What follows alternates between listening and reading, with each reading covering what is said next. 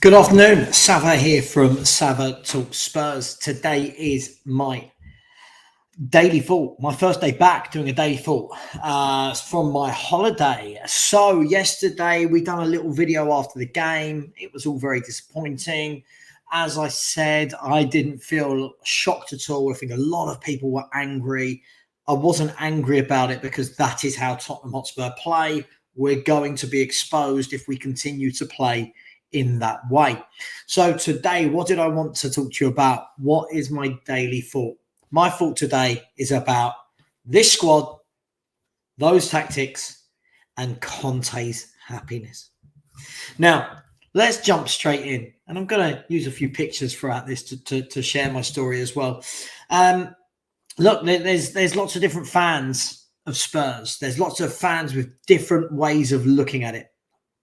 Glass half empty, glass half full, angry, frustrated, used to it, bored, excited, whatever it may be. There's lots of different adjectives that you can use to sum up Spurs fans. For me, I feel like I'm a bit old and weary now of seeing the same things and seeing the same excuses. And I'm going to start off by saying, look, everyone knows how much I hate ENIC. Everyone knows that. But I'm sorry, I'm not going to blame ENIC at the moment for the overall club, for the overall lack of not winning trophies, for the overall transfer strategy. I completely blame ENIC. Always have, always will, and want them out, providing someone wants to buy us. However, what's going on at the moment, and I don't want to sound reactive because I've been saying this for the last however many years, and especially this season, I find the football under Antonio Conte dreadful, to say the least. There are people that will like it. There are people that will tell me I'm ungrateful. There are people that will say only results matter. And that's great. And when you're playing like we played yesterday, but you're beating Wolves 1-0, or you're drawing with Chelsea in the last minute, that's fine. But when we play how we played yesterday and then we lose, it only highlights just how bad we are and how bad we were. And interestingly, I saw Ramon Vega, really good guy, on Sky Sports News earlier, actually said in as many words that he felt that the results had papered over the cracks as to how poor Spurs have been. And I truly agree with that. So first of all, I want to talk about the squad. I'm going to talk about the tactics afterwards, but I want to talk about the squad to begin with. Now, I'm going to break this down into two parts. And again, anything I say here is purely my opinion. You won't see me losing my cool. I won't scream. I won't shout. It is what it is. This is just my opinion on Tottenham Hotspur. Take it how you want. Negative, positive, balanced, realistic, unrealistic. This is my opinion. So first of all, I want to start by talking about in the summer, everyone said he's been backed. Not everyone. I mustn't say that. I didn't think he was. Everyone, I've done it again. Most people said he's been backed. And this was a great window. And this was a window unlike any other. And we've changed, and Levy's changed, and Conte's happy. That's the main thing, that Conte was happy. And this is the squad that apparently he wanted. These were the players that he wanted to sign. That's what everyone said. So it can't now be, oh, this is Levy and ENIC. It's either or, right? It can't be both. You can't have it both ways. Either he was backed or he wasn't. I said he wasn't. The majority said he was. So let's have a look at last night's team, which is arguably our best 11. Arguably. You could make a case for, let's bring up the team. Let's have a look at the team. When we look at this team, and I'll explain the yellow circles around it in a minute. This is arguably our best team. You could put Kulu in for one of the front three. You could put Longley in for Davis. But other than that, this is the team he goes with. This is his favourite 11. Now, some of you will have guessed already, the reason why I have circled the players in yellow is this, for me, is where we are weak. This, for me, is the weakest part of Tottenham Hotspur. Now, I took this off an app, so forgive Romero being in the middle. He should be on the right, but Dyer should still be circled. So forget that for one moment. Well, when I look at this, what this tells me is I think Eric Dyer, it was talked about last night like he was the second coming of centre halves, and I thought he was dreadful again.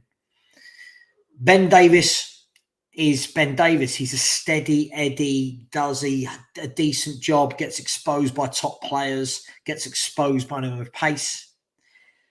Emerson Royal, as I've said before, for me is one of the worst footballers I've ever seen in a Spurs shirt. I think he is absolutely horrific at football.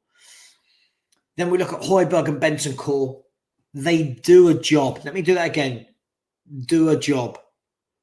Okay, they do a job. Now, is there enough in those 5 players to suggest this is a team that will get anywhere near winning anything?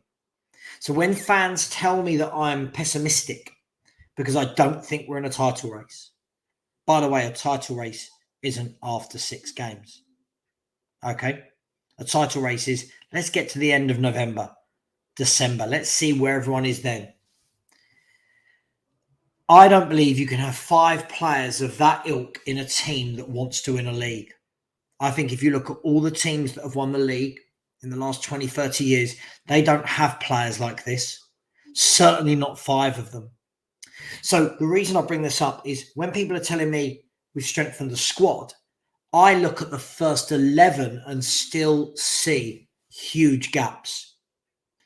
Now, this is all subjective. This is only my opinion of players. But whenever I watch Højbjerg and Bentancur come up against quality midfielders, they look absolutely lost. Again, yesterday they were. Against Wolves they were. Against Chelsea they were. Even in the first half against Forest, they looked lost. What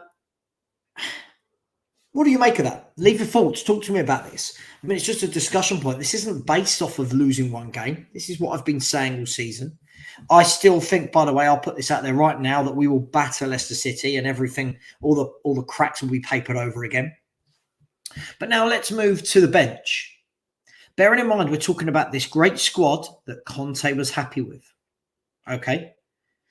Now, the telling thing before we do is, if you look here at Heung-min Son, he was the only player subbed off in what was a dreadful performance. But yet I was told that we had depth now. I was told that we had multiple players that Conte wanted, that could come in and make a difference. Yet, look at this bench. Other than the obvious, which is Kulusevski, who came on, where is the quality on that bench? Let's start from the bottom. Tanganga, Spence, Skip, Sessegnon. I mean, it hardly sets the pace, it hardly sets the pulse racing, does it? Then you add into that Davinson Sanchez, who's been a liability for years. I look at Brian Hill, Forster, Doherty. The only other 2 that I'd want to see come on from that group is Basuma and Longley. But yet Basuma we've seen start 1 game in 7. And yet everyone was telling me that was our big signing of the summer, other than Richarlison, was Basuma. It just makes me wonder, and I wonder what you guys think about this. When you look at this bench, this isn't me making this up. This is our bench. There was no one injured last night. This is our strongest squad other than Lucas Moura. This is our squad that fans are telling me are going for a title challenge when we can't even string 3 passes together. So tell me what you make of the tactics of the squad. Now I'm going to move on to the tactics. I speaking to a few people earlier, fellow podcasters, YouTubers, and they tell me it's not Conte's fault. None of this is Conte's fault, the way we play. He doesn't have the players.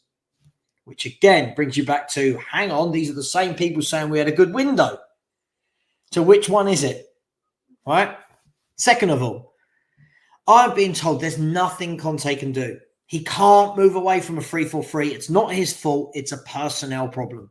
Now, whilst I don't think our personnel is great, I don't believe that the only formation in world football is 3-4-3. I believe that 3-4-3 is a great formation if you've got the right tools to carry out the execution. We don't. We do not have 2 midfielders that can run a game in a midfield 2 against 3. Fundamental for a Conte system. We do not have any creativity or ball players. Fundamental to a Conte system, like we saw at Inter and at Chelsea and at Juve. We don't have a right wing back of any quality at all. Fundamental to a Conte system when you look at his teams down the years. We don't have ball-playing defenders other than Romero that can bring the ball out. Fundamental to a Conte system. So I'm asking you the question. I know what will happen. Fans will come back and go, oh, you're not Conte, he knows better. But I'm just asking some questions, that's all. Why do we persist with this formation when it's clear that we don't look good playing it? It's clear that we look like we always have, but we just get the ball forward quickly and our forwards do some devastating things. So why don't we ever see four at the back? Why don't we ever see a 4-2-3-1, a 4-3-3, a 4-2-1, whatever you want to call it?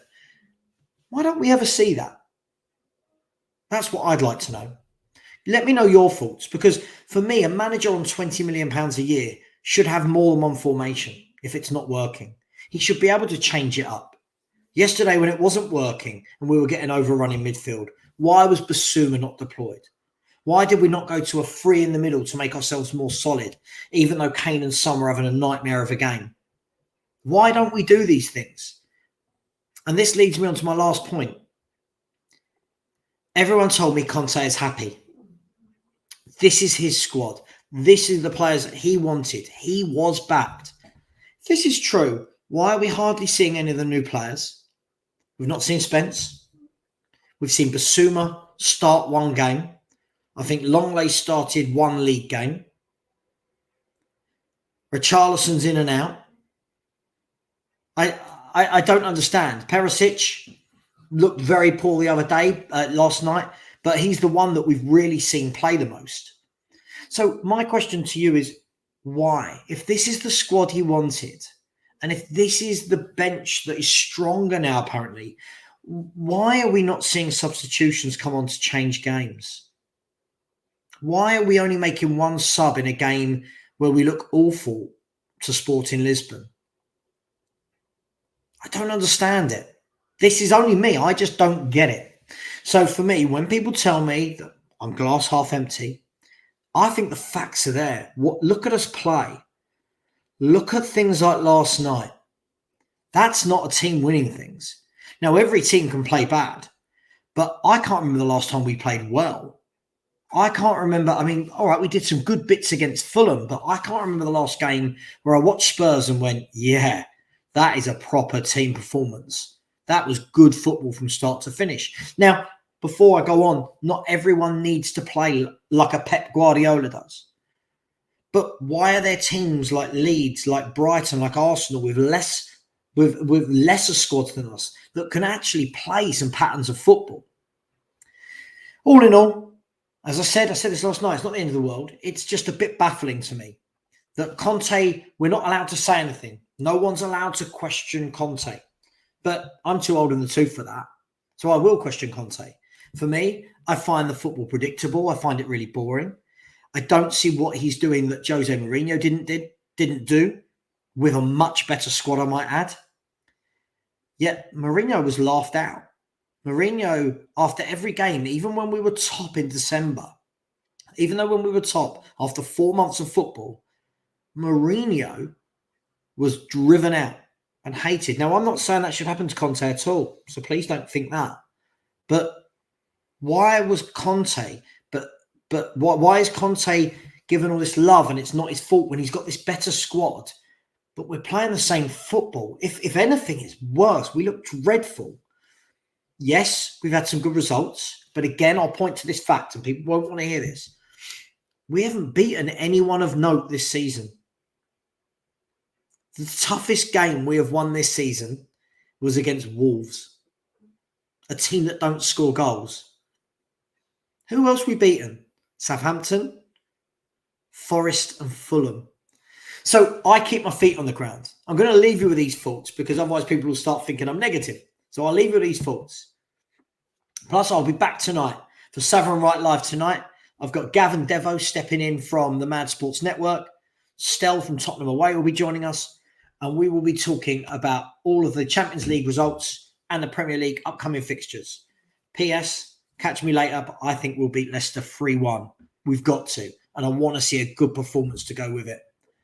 Leave your thoughts. Please subscribe. We're nearly at 2K. We're 50 away. Please subscribe. Like the video. And as always, I'll speak to you in the comments. Take care, guys. And as always, come on, you Spurs.